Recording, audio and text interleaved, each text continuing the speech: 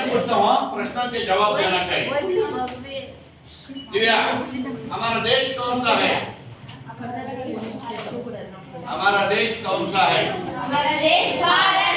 हमारा देश भारत देश है। बैठिए। कर्नाटक किस देश में है? कर्नाटक राज्य किस देश में है? कौन सा देश में है? भारत देश में। कर्नाटಕ ರಾಜ್ಯ ಯಾವ ದೇಶದಲ್ಲಿದೆ?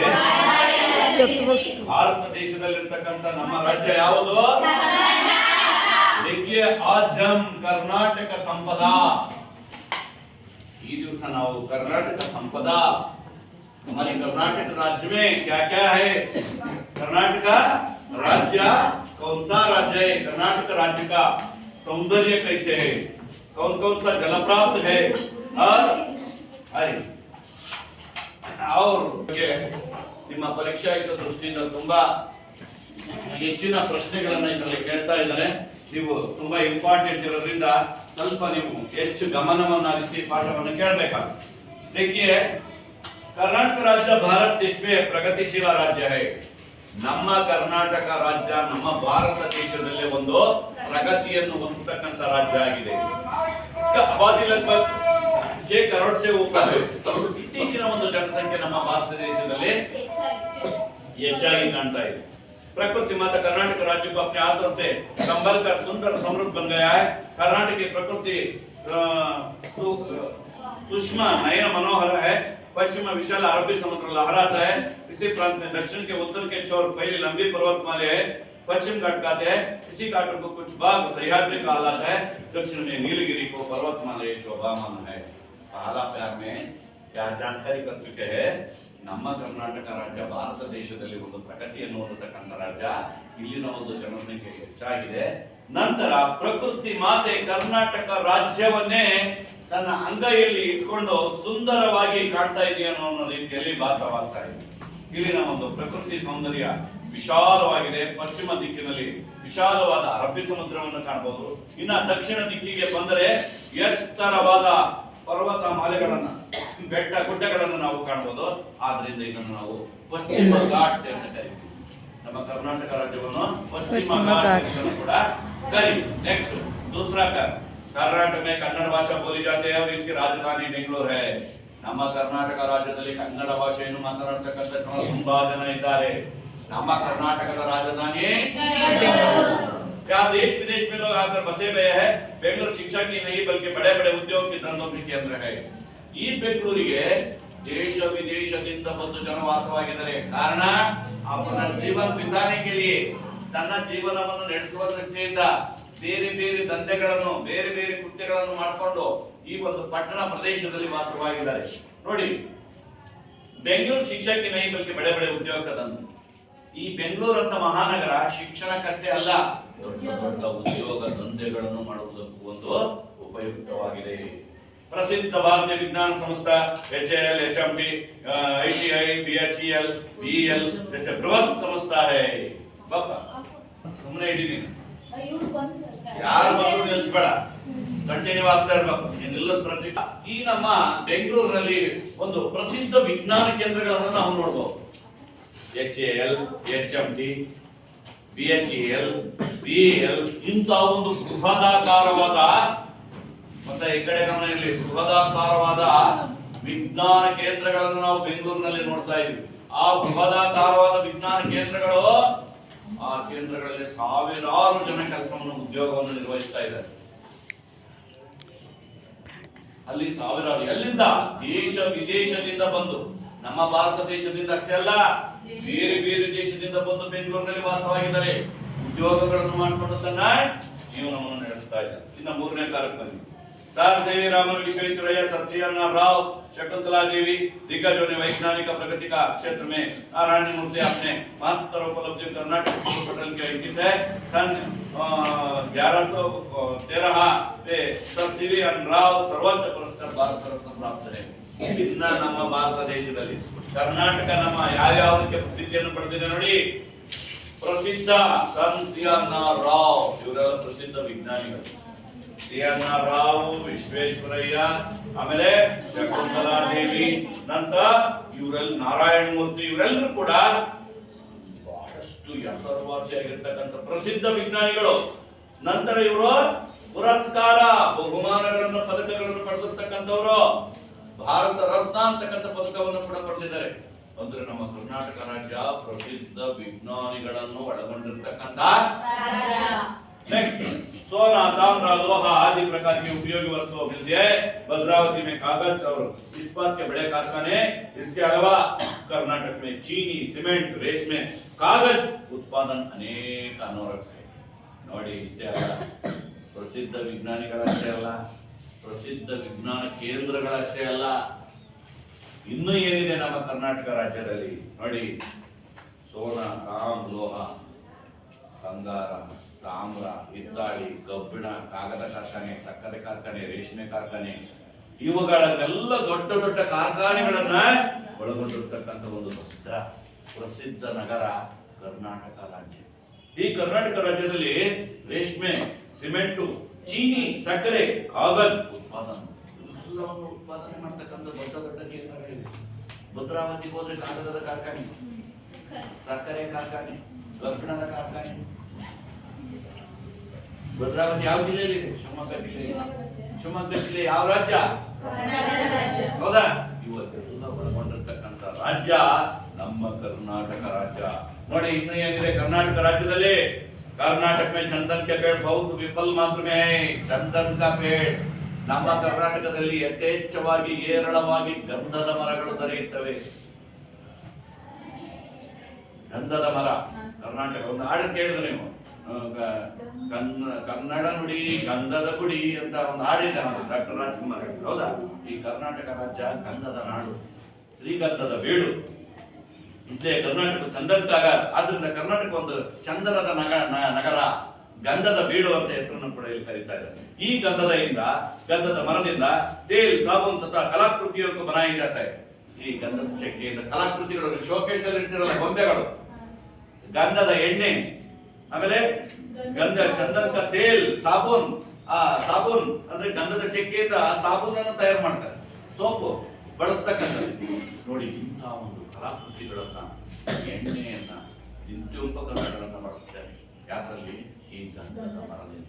ಈ ಗಂಧದ ನಾಡು ಅಂದ್ರೆ ಈ ಕರ್ನಾಟಕ. ನೆಕ್ಸ್ಟ್ ಇನ್ನ ಕರ್ನಾಟಕ में ಕಾವೇರಿ, ಕೃಷ್ಣ, ತುಂಗಭದ್ರಾ ಅನೇಕ ನದಿ ಬಾತೆ.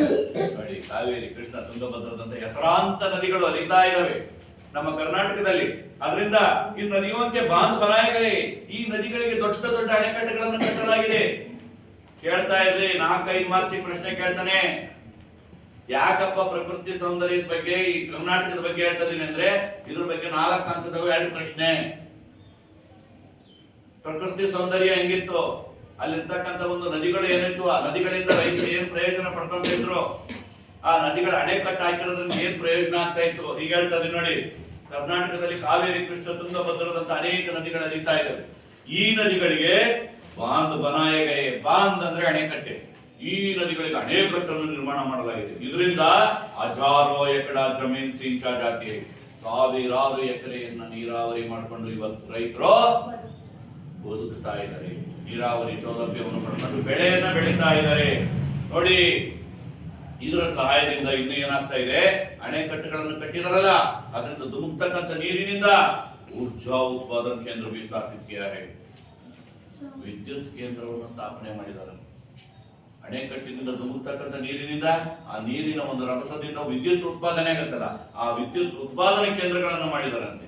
ಅದಕ್ಕೆ ನೋಡಿ, ಜೋಗ್, ಅಬ್ಬೆ ಫಾಲ್ಸ್, ಗೋಕಾಕ್, ಶಿವನ ಸಮುದ್ರ ಇಂಥ ಜಲಪಾತಗಳನ್ನು ಕೂಡ ನಾವು ನೋಡಬಹುದಾಗಿದೆ. ಜೋಗ್ ಫಾಲ್ಸ್, ಹೌದಾ, ಗೋಕಾಕ್, ಇದೆಲ್ಲ ನೀವು ಒಂದ್ಸಲ ನೀವು ಶೈಕ್ಷಣಿಕ ಪ್ರವಾಸ ಹೋದಾಗೆಲ್ಲ ನೋಡ್ತಾ ಇರ್ತೀವಿ ಪ್ರತಿ ವರ್ಷ. ಇಂಥವೆಲ್ಲ ನೋಡೋದ್ರಿಂದ ಪಠ್ಯ ಪುಸ್ತಕಕ್ಕೆ ಸೀಮಿತವಾಗಿರ್ತಕ್ಕಂಥ ಕೆಲವೊಂದು ಸ್ಥಳಗಳನ್ನು ನಾವು ವೀಕ್ಷಣೆ ಮಾಡೋದ್ರಿಂದ ನಮಗೇನಾಗುತ್ತೆ, ನಮ್ಮ ಬುದ್ಧಿಮಟ್ಟ, ನಮ್ಮ ಜ್ಞಾನಾರ್ಜನೆ ಹೆಚ್ಚುತ್ತೆ. ಆದ್ರೆ ನಾವು ಮೊನ್ನೆ ಮೈಸೂರು ಸೈಡ್ ಹೋಗಿ, ಇಲ್ಲೇನು ಪ್ರಕೃತಿ ಸೌಂದರ್ಯ, ಮೈಸೂರಲ್ಲಿ ರಾಜಮಹಲ್, ಹೌದಾ, ಆಮೇಲೆ ದೇವಸ್ಥಾನಗಳು, ಶಿಲ್ಪಕಲಾ, ಬೇಲೂರು, ಹಳೆಬೀಡು ಅಲ್ಲೆಲ್ಲ ನೋಡಿದ್ವಲ್ಲ, ಶಿಲ್ಪ ಕೆತ್ತನೆ ಕೆಲಸ ಹೇಗಿದೆ.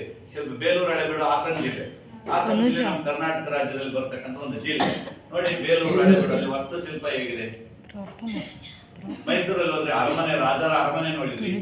ಆಮೇಲೆ ಇದನ್ನ ನೋಡಿದ್ವಿ, ರಾತ್ರಿ ಟೈಮ್ ನೋಡಿದ್ವಲ್ಲ ಅದೇನು KRS ನೋಡಿ, ಕೃಷ್ಣರಾಜ ಸಾಗರ, ಅಲ್ಲಿರ್ತಕ್ಕಂಥ ಅಣೆಕಟ್ಟು, ಅಲ್ಲಿನ ವಾತಾವರಣ ನೋಡಿದ್ರಲ್ಲ ಎಷ್ಟು ಚೆನ್ನಾಗಿತ್ತು.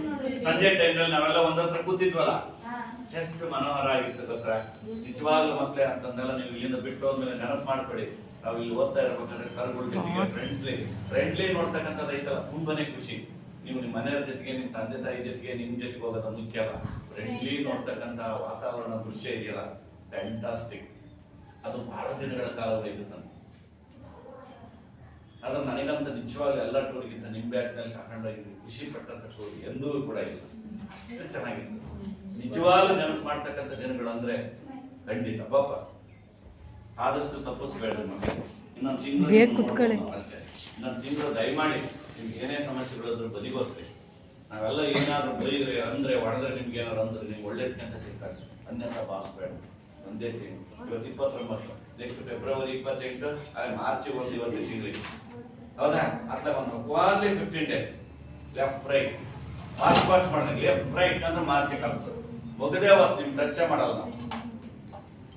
ಫ್ರೀ ಬರ್ಡ್ ನಿಮ್ಮನ್ನು ಬಿಟ್ಬಿಡ್ತೀವಿ, ಏನಾರು ಓದ್ಬೇಕು ಗೊತ್ತಾಗ. ಓನ್ಲಿ 1 month, 1 ತಿಂಗಳು. ಅದ್ರಿಂದ 4 ಶನಿವಾರ, 4 ಭಾನುವಾರ, 1 ಶಿವರಾತ್ರಿ, ಅಮ್ಮನ ಹಬ್ಬ, ಅಂತರ್ಗಟ್ಟೆ, ಹೌದಾ? ಇರ್ಲಿ.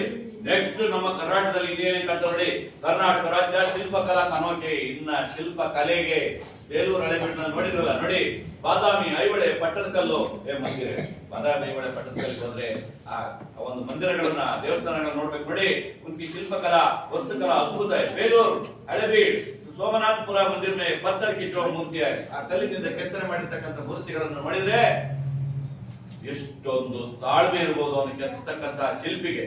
ನೋಡಿ ಆ ಶಿಲ್ಪಿಗೆ ಎಷ್ಟು ತಾಳ್ಮೆ ಇರ್ಬೇಕು. ಅಷ್ಟು ಸುಂದರವಾದ ಆ ಬಳ್ಳಿಗಳನ್ನ ಬಿಡಿಸಿದನಲ್ಲ, ಆ ಒಂದು ಕಗ್ಗಲ್ಲಿನಿಂದ ಎಷ್ಟು ತಾಳ್ಮೆ ಅಂತಕ್ಕಂಥದ್ದು ಇರ್ಬೋದು. ಎಷ್ಟು ವರ್ಷಗಳ ಕಾಲ ಅದನ್ನ ಕಟ್ತಿರ್ಬೋದು. ನಾವು ನೋಡಿದ್ವಲ್ಲ ಬೇಲೂರಲ್ಲಿ.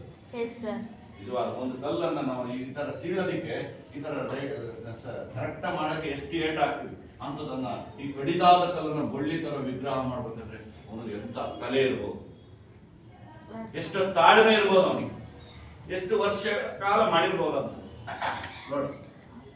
ಅದನ್ನ ಅಟ್ಲೀಸ್ಟ್ ಸ್ವಲ್ಪ ನಮ್ಮ ಇದಕ್ಕೆ ನಮ್ಮಷ್ಟಕ್ಕೆ ನಾವು ಒಂಚೂರು ಕಷ್ಟಪಟ್ಟು ಓದಿ ಒಂಚೂರು ಪಾಸ್ ಆಗೋದಕ್ಕೆ ನೀವು ಇದು ಮಾಡ್ತಾ ಇದ್ದೀರ. ಅವರೆಲ್ಲ ಎಷ್ಟು ಇದಕ್ಕೆ ಕಷ್ಟಪಟ್ಟಿರ್ಬೋದು ಅಂತ ಪುಣ್ಯಾತ್ಮರ ಹೆಸರನ್ನ ಇಲ್ಲಿ ಬರೋದಕ್ಕೆ ಕಾರಣ, ಹೌದಾ?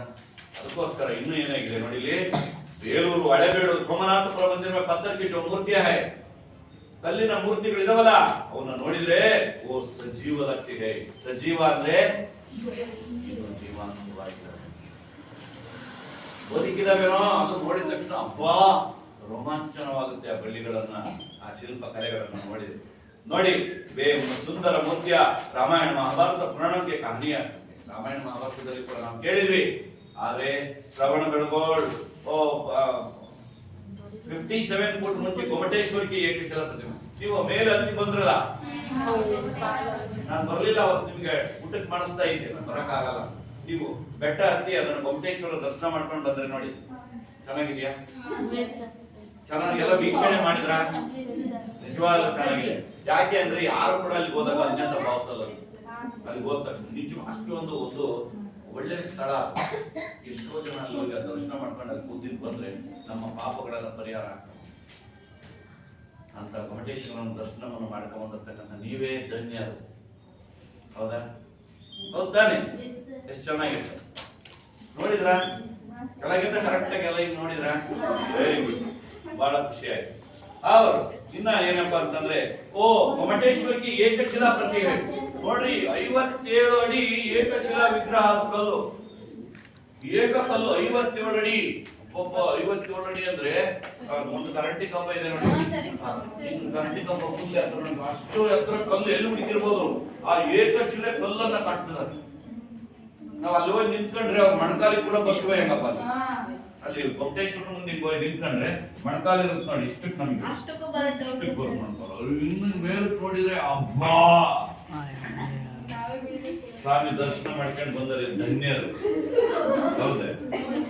ನೋಡಿ ಆಮೇಲೆ ಇನ್ನ जो दुनिया त्याग और शांति का संदेश दे रही है ನೋಡಿ ನೋಡ್ಕೊಂಡ್ ಬಂದ್ರಲ್ಲ ನೀವು ಏನನ್ನ ಗೊಮ್ಮಟೇಶ್ವರ ಮೂರ್ತಿ ದರ್ಶನ ಮಾಡ್ಕೊಂಡ್ ಬಂದ್ರಲ್ಲ ಅದರ ಒಂದು ಹಿಂದೆ ಏನ್ ಹೇಳ್ತಾರೆ ನೋಡಿ ಇಲ್ಲಿ जो दुनिया को ಇಡೀ ಪ್ರಪಂಚದಲ್ಲಿ ತ್ಯಾಗ और ಶಾಂತಿ का संदेश दे रहे हैं ಅಷ್ಟೇ ಅಲ್ಲ ನಮ್ಮ ಕರ್ನಾಟಕ ರಾಜ್ಯಕ್ಕೆ ಅಷ್ಟೇ ಅಲ್ಲ ಬೇರೆ ಬೇರೆ ದೇಶಗಳಿಂದ ಬಂದು ನೋಡ್ತಾರಂತೆ ಅದನ್ನ ನೋಡಿದ ತಕ್ಷಣ ತ್ಯಾಗ और ತಪಸ್ಯ ತ್ಯಾಗ ಮತ್ತು ತಪಸ್ಸಿನ ಒಂದು ಮಂದಿರ ಇದು ಇಲ್ಲಿನ ಜಾಗ ಅಷ್ಟೊಂದು ಅಪ್ರತಿಮವಾಗಿದೆ ಅಂತ ಭಾವಿಸ್ತಾರಂತೆ ವಿಜಯಪುರಕ್ಕೆ ಗೋಲಗುಂಬಜ್ಗೆ ಇಂಪೀರಿಯಾ ಗ್ಯಾಲರಿ ವಸ್ತುಕಲಾ ದ್ವಿತೀಯ ಘಟನೆ ಇನ್ನ ವಿಜಯನಗರದ ಇದು ಗ್ಯಾಲರಿ ಎಲ್ಲಿ ನೋಡಿದ್ರೆ ಹೇಳ್ರಿ ಮೈಸೂರಲ್ಲಿ ಗ್ಯಾಲರಿ ಹಳೆಯ ಕಾಲದ ಪುರಾತನ ಕಾಲದ ವಸ್ತುಗಳು ನೋಡಿದ್ರ ಅದು ಅದಾದ ನಂತರ ನೋಡಿ ಮೈಸೂರ್ಕ ರಾಜಮಹಲ್ ಮಹಾರಾಜರ ಒಂದು ಮಹಲನ ಅರಮನೆಯನ್ನು ನೀವು ಅರಮನೆಯನ್ನು ನೋಡ್ಕೊಂಡ್ ಬಂದ ತಕ್ಷಣ ನಾವು ಅಲ್ಲೊಂದು ಫೀಲ್ಡ್ ಅಲ್ಲಿ ಅಡಿಗೆ ಮಾಡಿಸ್ತಾ ಇದ್ದೆ ನೋಡಿ ನೋಡಿದ್ರ ಅರಮನೆಗೆ ಹೋಗಿ ರಾಜಮಹಲ್ ನೋಡ್ಕೊಂಡ್ ಬಂದ ತಕ್ಷಣ ಒಂದು ಫೀಲ್ಡ್ ಇಟ್ಕೊಂಡು ಏನ್ ತಿಂಡಿ ಮಾಡಿಸಿದ್ದೆ ವೆರಿ ಗುಡ್ ನೆನಪಿದೆ ಅವಾಗ ನೀವು ರಾಜಮಹಲ್ ನೋಡ್ಕೊಂಡ್ ಬಂದ್ರಿ ಆದ್ರೆ ಗೊಮ್ಮಟೇಶ್ವರ ನೋಡ್ಕೊಂಡ್ ಬಂದ ಮೇಲೆ ಅಲ್ಲಿ ಚೆನ್ನಾಗಿತ್ತಲ್ಲ ನಾನು ಯಾವ ಪ್ಲೇಸ್ ಅನ್ನು ಕೂಡ ನಿಮ್ಮ ಜೊತೆ ನೋಡಕ್ ಬರಲ್ಲ ಕಾರಣ ನಮ್ಮ ಮಕ್ಕಳಿಗೆ ಸಮಯಕ್ಕೆ ಸರಿಯಾಗಿ ಭೋಜನದ ವ್ಯವಸ್ಥೆ ಮಾಡಿಸ್ಬೇಕು ಅಂತ ಅರ್ಥಾತ್ ನಾನು ನೋಡಿದ್ದೆ ಆದ್ರೆ ನಾನ್ ನೋಡೋದಲ್ಲ ಅವ್ರು ನೋಡ್ಕೊಂಡ್ ಬರ್ಲಿ ಅವ್ರು ಬರೋ ಅಷ್ಟೊತ್ತಿಗೆ ಎಲ್ಲಾ ವ್ಯವಸ್ಥೆ ನಾನೇ ಸ್ವತಃ ನೀರು ತಂದೆ ಅದನ್ನ ಹೇಳಬಾರ್ದು ನಾನು ಮಾಡಿದೆ ಅಂತ ನಾನು ಹೇಳೋದು ಒಟ್ಟು ಟೋಟಲಿ ಅದನ್ನ ನೀವು ನೆನಪು ಮಾಡ್ಕೊಳ್ಳಿ ಅದನ್ನ ನೆನಪು ಮಾಡ್ಕೊಳ್ಳಿ ಸಾಕು ಸ್ವಲ್ಪ ಸಪ್ಪಿರ್ಬೋದು ಉಪ್ಪಿರ್ಬೋದು ಏನೇ ಆಗಿರ್ಲಿ ಅದು ಡೋಂಟ್ ಬರಿ ಆ ಸಮಯಕ್ಕೆ ಸರಿಯಾಗಿ ನಾವೆಲ್ಲ ಅದನ್ನ ಉಪಯೋಗಿಸ್ಕೊಂಡು ತಿಂದು ಹಾಗೆ ಪ್ರಯಾಣ ಮಾಡಿದ್ರು ಹತ್ತೀವಿ ಅಂದ್ರೆ ಬಸ್ ತುಂಬಾನೇ ಖುಷಿ ಒಳ್ಳೆ ಡ್ರೈವರ್ ಒಳ್ಳೆ ಮರಿಬಾರದು ನಮ್ಮ ತಿಪ್ಪಣ್ಣನ ನಮ್ಮ ಮಂಜು ಇವರಿಬ್ಬರನ್ನು ಕೂಡ ಖಂಡಿತ ಮರೆಯಲಾರದಂತ ಒಳ್ಳೆಯವರು ನೆಕ್ಸ್ಟ್ ಅವರನ್ನೇ ನಾನು ಇನ್ನ ನಮ್ಮ ಕರ್ನಾಟಕದ ವೈಭವ ಹೇಗಿದೆ ನೋಡಿ मैसूर का राजमहल कर्नाटक का वैभव का प्रतीक है सेट फिल्मी चर्च राजमोहन राजमहल और पुरातत्व वस्तु संग्रह अत्यंत मनमोहक है नेक्स्ट इನ್ನ ಲಾಸ್ಟ್ ಗೆ ನಿಮಗೆ ಕರ್ನಾಟಕದ ಬಗ್ಗೆ ಇನ್ನೊಂದೆರಡು ಮಾತು ಹೇಳಬೇಕು ಅಂತಂದ್ರೆ ಗಂಗಾ ಕದಂಬ ರಾಷ್ಟ್ರಕೂಟ ಚಾಲುಕ್ಯ ಹೊಯ್ಸಳ ಒಡೆಯರ್ ಆದಿ ರಾಜವಂಶ ತಥಾ ಕೃಷ್ಣದೇವರಾಯ ಮದಕರಿ ನಾಯಕ ರಾಣಿ ಅಬ್ಬಕ್ಕ ದೇವಿ ಕಿತ್ತೂರು ಚೆನ್ನಮ್ಮ ಟಿಪ್ಪು ಸುಲ್ತಾನ್ आदिल शाह जैसे शासकों ने कर्नाटक राज्य के श्री वृद्धि के अपना महत्वपूर्ण योगदान दिया है ನೋಡಿ ಈ ಮೇಘಲದ ಹೆಸರಿನ ಗಂಗಾ ಕದಂಬ ರಾಷ್ಟ್ರಕೂಟ ಚಾಲುಕ್ಯಗಳು ಏನು ಇವರೆಲ್ಲ ರಾಜವಂಶರು ಇವರು ಗಂಗಾ ಕದಂಬ ರಾಷ್ಟ್ರಕೂಟ ಇವರೆಲ್ಲ ಪ್ರಸಿದ್ಧ ರಾಜ ವಂಶದ ವ್ಯಕ್ತಿಗಳು ಅದರ ಜೊತೆಗೆ ನೋಡಿ ಕಿತ್ತೂರು ರಾಣಿ ಚೆನ್ನಮ್ಮ ಅಬ್ಬಕ್ಕ ದೇವಿ ಟಿಪ್ಪು ಸುಲ್ತಾನು ಎಲ್ಲರೂ ಕೂಡ ನಮ್ಮ ದೇಶದ ಸ್ವಾತಂತ್ರ್ಯಕ್ಕೋಸ್ಕರ ಹೋರಾಡಿರ್ತಕ್ಕಂಥ ಧೀಮಂತ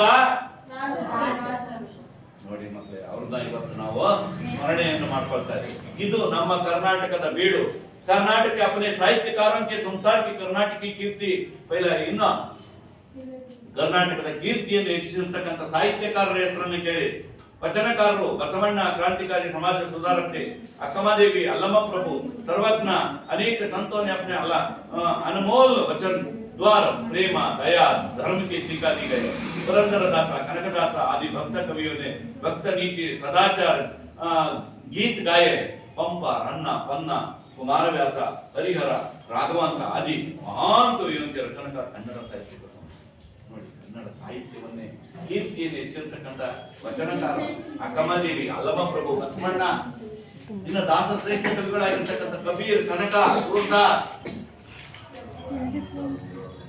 ಸಾಹಿತ್ಯದ ಕಲೆ ಹೆಚ್ಚಾಗಿದೆ ನಮ್ಮ ಕರ್ನಾಟಕದಲ್ಲಿ ಸಾಹಿತ್ಯದ ಕಲೆ ಇದೆ ಎಂತ ರಾಷ್ಟ್ರಕೂಟ ಕದಂಬರು ಕೂಡ ಇದ್ದಾರೆ ನೆಕ್ಸ್ಟ್ ನೋಡಿ ಇಲ್ಲಿ ಕೆಳಗೆ ಕೊಟ್ಟಿರ್ತಕ್ಕಂಥ ಚಿತ್ರದಲ್ಲಿ ನೋಡಿ ಇವರೆಲ್ಲ ಪ್ರಸಿದ್ಧ ಕನ್ನಡ ಕವಿಗಳು ಕುವೆಂಪು ದಾರಬೇಂದ್ರೆ ಅವರೆಲ್ಲ ನಿಜವಾಗ್ಲೂ ಅವ್ರನ್ನ ಮರಿಬಾರದು ಅವರು ಒಂದೊಂದು ಮಾತುಗಳನ್ನು ನೀವು ಬರೆದಿರ್ತಕ್ಕಂಥ ಕೃತಿ ಕಾವ್ಯಗಳನ್ನ ಪುಸ್ತಕಗಳನ್ನ ಓದಿದ್ದೆ ಆದ್ರೆ ಸಾಕಷ್ಟು ವಿಚಾರಗಳನ್ನ ನಮ್ಮ ಜೀವನದ ದಿಕ್ಕನ್ನೇ ಬದಲಾಯಿಸತಕ್ಕಂಥ ವಿಚಾರಗಳನ್ನು ಬರೆದಿರ್ತಕ್ಕಂಥ ಕವಿಗಳು ಅಂತಂದ್ರೆ ಜ್ಞಾನಪೀಠ ಪುರಸ್ಕಾರ ಪ್ರಶಸ್ತಿಯನ್ನು ಪಡೆದಿರ್ತಕ್ಕಂಥ ವಿಜೇತ ಮಹಾನ್ ಭಾವಿಗಳು ಕೂಡ ಇವು ಇನ್ನು ಲಾಸ್ಟ್ ಗೆ ನೋಡಿ ಏನಿದೆ ಆಧುನಿಕ ಕಾಲಕ್ಕೆ ಸಾಹಿತ್ಯಕಾರ ಕುವೆಂಪು ದಾರಾ ಬೇಂದ್ರೆ, ಶಿವರಾಮ್ ಕಾರಂತ, ಮಾಸ್ತಿ, ವೆಂಕಟೇಶ್ ಅಯ್ಯಂಗಾರ್, ವಿ.ಕ. ಗೋಖಾ, ಯು.ಆರ್. ಅನಂತಮೂರ್ತಿ, ಗಿರೀಶ್ ಕಾರ್ನಾಡ್ और ಚಂದ್ರಶೇಖರ್ ಕಂಬಾರ್ ಜ್ಞಾನಪೀಠ ಪುರಸ್ಕಾರ. ಇವರೆಲ್ಲರೂ ಕೂಡ ಪ್ರಸಿದ್ಧ ಕವಿಗಳು. ನಂತರ ಜ್ಞಾನಪೀಠ ಪುರಸ್ಕಾರವನ್ನ ಪಡೆದಿರ್ತಕ್ಕಂಥ ಮಹಾನ್ ಚೇತನರು. ಇಂಥ ವ್ಯಕ್ತಿಗಳನ್ನ ಒಳಗೊಂಡಿರ್ತಕ್ಕಂಥ ನಾಡೇ ನಮ್ಮ ಕರ್ನಾಟಕ. ನೋಡಿ, और यहाँ ಕನ್ನಡ ಭಾಷಾ ಸಂಸ್ಕೃತಿ ತಥಾ ಕರ್ನಾಟಕ के लिए ಗೌರವ का ವಿಷಯ. ನಮ್ಮ ಕರ್ನಾಟಕದಲ್ಲಿರ್ತಕ್ಕಂಥ ಕನ್ನಡ ಭಾಷೆ, ನಮ್ಮ ಸಂಸ್ಕೃತಿ, ನಮ್ಮ ಸಂಸ್ಕಾರ ಹಾಗೂ ನಮ್ಮ ಗೌರವ, ನಮ್ಮ ಸನ್ಮಾನಗಳು, ನಾವು ಆಚಾರ ವಿಚಾರ, ನಾವು ಅನುಸರಿಸತಕ್ಕಂಥ ರೀತಿ ಇವೆಲ್ಲವನ್ನು ನೋಡಿದರೆ ಕರ್ನಾಟಕ ನಿಜವಾಗ್ಲೂ ಹೆಸರಾಂತ ರಾಜ್ಯ. ನಮ್ಮ ಕರ್ನಾಟಕ ರಾಜ್ಯದಲ್ಲಿ ಅನುಸರಿಸತಕ್ಕಂಥ ರೀತಿ ನೀತಿ, ಕಲ್ಚರ್, ಈ ಎಲ್ಲವನ್ನು ಕೂಡ ಬೇರೆ ದೇಶದಿಂದ ಬಂದು ಇವನ್ನ ಕಲ್ತ್ಕೊಂಡು ತನ್ನ ರಾಜ್ಯಕ್ಕೆ ಕೊಂಡೊಯ್ತಾ ಇದ್ದಾನೆ. ಇಲ್ಲಿನ ರೀತಿ ನೀತಿ, ಇಲ್ಲಿನ ಒಂದು ವಿಚಾರ, ಆಚಾರ ವಿಚಾರಗಳು ಅಂದ್ರೆ ನಮ್ಮ ಕರ್ನಾಟಕ ರಾಜ್ಯ ಭಾರತ ದೇಶದಲ್ಲಿ ಹಲವಾರು ರಾಜ್ಯಗಳನ್ನು ಒಳಗೊಂಡಿದೆ. ಅದು ಕರ್ನಾಟಕ ರಾಜ್ಯದಲ್ಲಿ, ಕರ್ನಾಟಕ ರಾಜ್ಯ ಬಹಳಷ್ಟು ಹೆಸರುವಾಸಿ ಹೊಂದಿರತಕ್ಕಂತ ರಾಜ್ಯ ಅಂದ್ರೆ ಕರ್ನಾಟಕ. ನೋಡಿ, ಇದ್ರ ಬಗ್ಗೆ ಒಂದೆರಡು ಪ್ರಶ್ನೆ ಕೇಳ್ತೀನಿ ನಿಮ್ಗೆ. ಒಂದು ವಾಕ್ಯವ ಹೆಂಗೆ ಹೇಳ್ತೀವಿ? ಪಶ್ಚಿಮ ಘಾಟ್ ಕಿಸೆ ಖಾತೆ? ಪಶ್ಚಿಮ ಘಾಟ್ ಅಂತ ಏನ್ ಕರೀತೀವಿ? ಯಾವ್ದು ಕರೀತೀವಿ? ಪಶ್ಚಿಮ ದಿಕ್ಕಿನಲ್ಲಿ ವಿಶಾಲವಾದ ಅರಬ್ಬಿ ಸಮುದ್ರವನ್ನು ನಾವು ಕಾಣ್ತೀವಿ. ಎತ್ತರವಾದ ಅರಬ್ಬಿ ಸಮುದ್ರ ಅಂದ್ರೆ ಬೆಟ್ಟ ಗುಡ್ಡಗಳನ್ನು ಒಳಗೊಂಡಿರ್ತಕ್ಕಂಥ ಎತ್ತರವಾದ ಅರಬ್ಬಿ ಸಮುದ್ರಗಳನ್ನು ಕಾಣೋದ್ರಿಂದ ನಾವು ಅದನ್ನ ಏನ್ ಮಾಡ್ತೀವಿ? ಪಶ್ಚಿಮ ಘಾಟ್ ಖಾತೆ. ಆದ್ರಿಂದ ಅದನ್ನ ಪಶ್ಚಿಮ ಘಾಟ್ ಅಂತ ಕರೀತಾ ಇದ್ವಿ.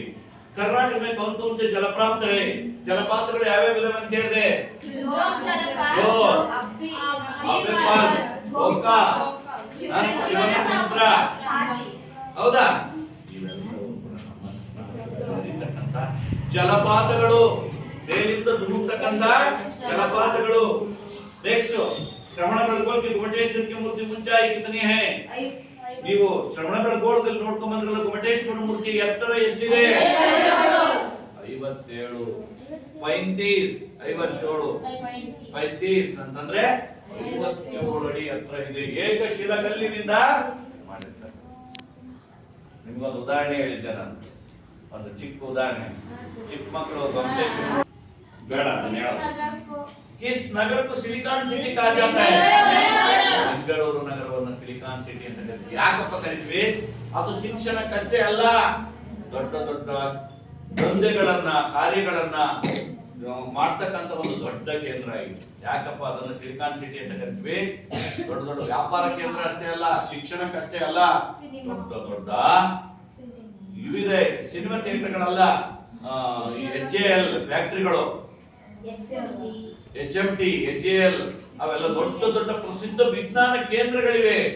ಆ ಪ್ರಸಿದ್ಧ ವಿಜ್ಞಾನ ಕೇಂದ್ರಗಳನ್ನ ಒಳಗೊಂಡಿರೋದ್ರಿಂದ ಆ ಬೆಂಗಳೂರು ನಗರವನ್ನ ಸಿಲಿಕಾನ್ ಸಿಟಿ ಎಂದು ನಾವು ಕರೀತೀವಿ.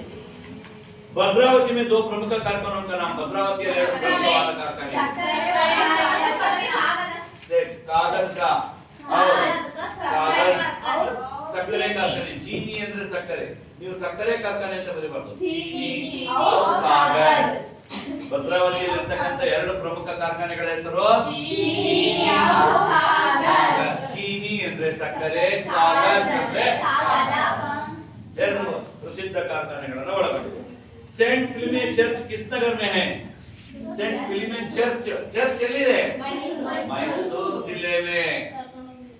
ಅದು ನೋಡಕ ಆಗಲ್ಲ ಚರ್ಚ್, ಅದಕ್ಕೆ ಸಮಯ ಆಗಲ್ಲ. ವಿಜಯಪುರ ನಗರಕ್ಕೂ ಪ್ರಮುಖ ಆಕರ್ಷಕ ಸ್ಥಾನ कौन सा है? ವಿಜಯಪುರದಲ್ಲಿ ಗೋಲ ಗುಂಬಜ್, ಆಮೇಲೆ ಪುರಾತನ ಕಾಲದ ಒಂದು ತತ್ವಗಳು ಇವಿರ್ತಾರೆ ನೋಡಿ, ಅವುಗಳನ್ನ ನೋಡಬಹುದು. ಅರಬ್ಬಿ ಸಮುದ್ರ कर्नाटक की किस दिशा में है? ಅರಬ್ಬಿ ಸಮುದ್ರ ನಮ್ಮ ಕರ್ನಾಟಕ ರಾಜ್ಯದ ಯಾವ ದಿಕ್ಕಿನಲ್ಲಿದೆ? ಪಶ್ಚಿಮ ದಿಶಾ में. ಯಾವ ದಿಕ್ಕಿನಲ್ಲಿ? ಪಶ್ಚಿಮ ದಿಕ್ಕು ಅನ್ನೋದು ಪಶ್ಚಿಮ ದಿಶಾ में, पश्चिम दिशा में है.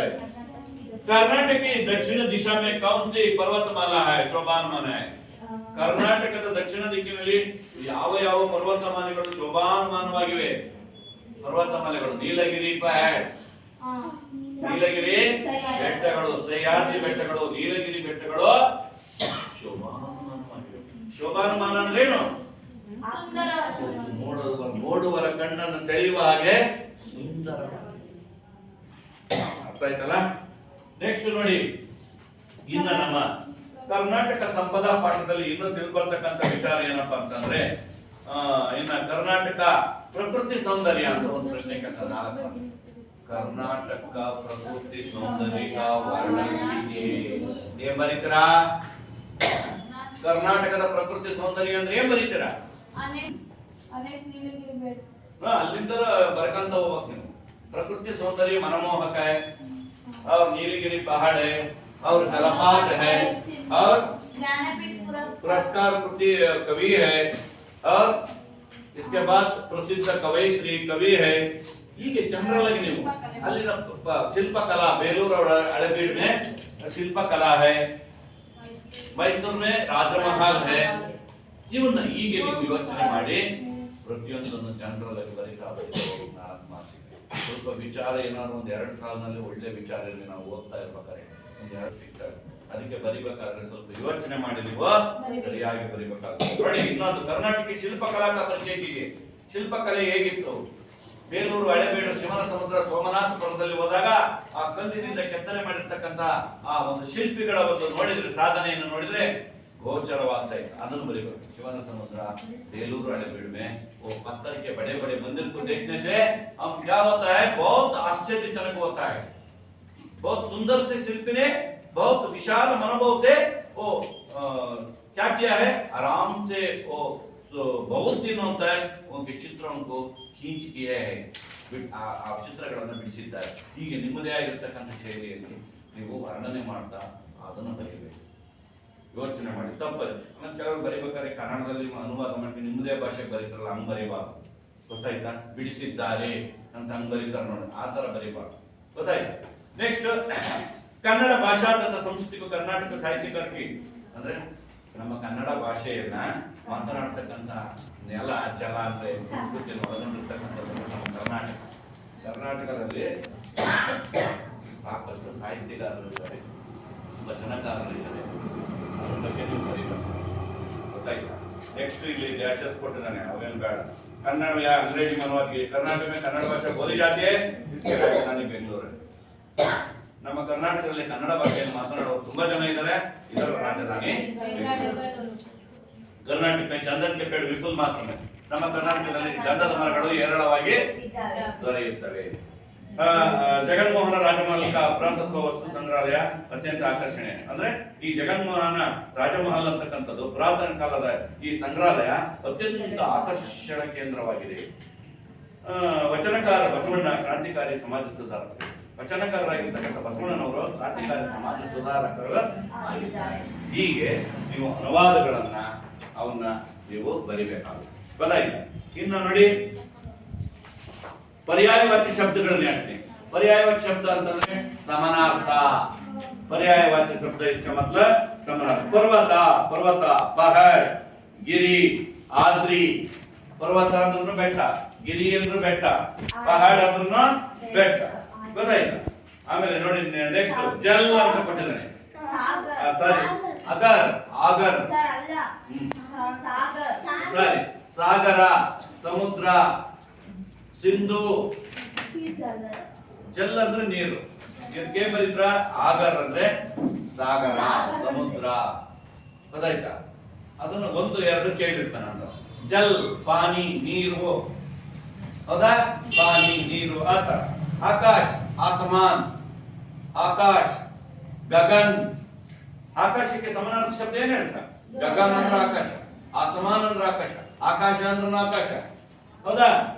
ನೆಕ್ಸ್ಟ್ ವಿಲೋಮ ಶಬ್ದ ನೋಡಿ. ಸುಂದರ್, ಕುರುಪಿ, ವಿದೇಶ, ಸ್ವದೇಶ, ಆದಿ, ಅನಾದಿ, ಸಜೀವ, ನಿರ್ಜೀವ, ಸದಾಚಾರ, ಸದಾಚಾರ. ಸದಾಚಾರಕ್ಕೆ ಏನ್ ಬರುತ್ತೆ? ಅನಾಚಾರ, ಸದಾಚಾರ, ಸದಾಚಾರ ಏನ್ ಬರ್ತೀನಿ? ಅನಾಚಾರ, ಅನಾಚಾರನೇ. ಅನಾಚಾರ ಒಳ್ಳೆಯ, ಸದಾಚಾರ ಒಳ್ಳೆಯ ವಿಚಾರ. ಅನಾಚಾರ, ಅನಾಚಾರ, ಸದಾಚಾರ, ಅದೊಂದು ನೋಡೋಣ. ಗೊತ್ತಾಯ್ತು? ಆಯಾತ್, ಆಯಾತ್ ಇದೊಂದು ಇಂಥವೇನು ಕೇಳೋದು ಕನ್ಫ್ಯೂಸ್ ಆಗ. ಆಯಾತ್, ಯಾತ್, ಆಯಾತ್, ಯಾತ್. ನೆಕ್ಸ್ಟ್ ನೋಡಿ, ಉದಾಹರಣೆಗೆ ಅನುಸಾರ ಇಲ್ಲಿ ಸಂಧಿ, ಮೂರ್ತಿ, ಉಪಲಬ್ಧಿ. ಅಲ್ಲ, ಉದಾಹರಣೆಗೆ ಅನುಸಾರ ಬಹುವಚನ ರೂಪ, ಇಲ್ಲಿ ಬಹುವಚನ ಕೇಳಿದಾನೆ ನೋಡಿ. ಮೂರ್ತಿ, ಮೂರ್ತಿಗಳು. ಉಪಲಬ್ಧಿ ಅಂದ್ರೆ ಬಿರುದುಗಳು. ಉಪಲಬ್ಧಿಯ ಇದ್ದದು. ಉಪಲಬ್ಧಿ ಅಂದ್ರೆ ಒಂದೇ ಬಿರುದು. ಉಪಲಬ್ಧಿಯ ಯಾ ಬರ್ದು ಚಂದ್ರಬಿಂದು ಚುಕ್ಕಿ, ಅದೇ ಬಿರುದುಗಳು. ಕೃತಿಯ. ನೀತಿಯ. ಸಂಸ್ಕೃತಿಯ. ಪದ್ಧತಿಯ. ಇವೆಲ್ಲ ಬಹುಮಾನಗಳು. ಏನು? ಪದ್ಧತಿಗಳು, ಸಂಸ್ಕೃತಿಗಳು, ನೀತಿಗಳು, ಕೃತಿಗಳು, ಬಹುಮಾನಗಳು, ಮೂರ್ತಿಗಳು. ಹೀಗೆ ಅದನ್ನ ಬರೆದು ಚಂದ್ರಬಿಂದು ಚುಕ್ಕಿ ಎಲ್ಲಿ ಕೊಡ್ಬೇಕನ್ನೋದನ್ನ ನೀವು ನೆನಪಿಟ್ಕೊಳ್ಳಿ. ಅರ್ಥ ಆಯ್ತಾ ಮಕ್ಕಳೇ? ನೆಕ್ಸ್ಟ್ ಪೀರಿಯಡ್ ನಾನು ಇನ್ನು ನಿಮಗೆ ತುಂಬಾ ಇಂಪಾರ್ಟೆಂಟ್ ವಿಚಾರಗಳು ಹೇಳೋದೈತೆ. ಇದೊಂದು ಲೆಸನ್.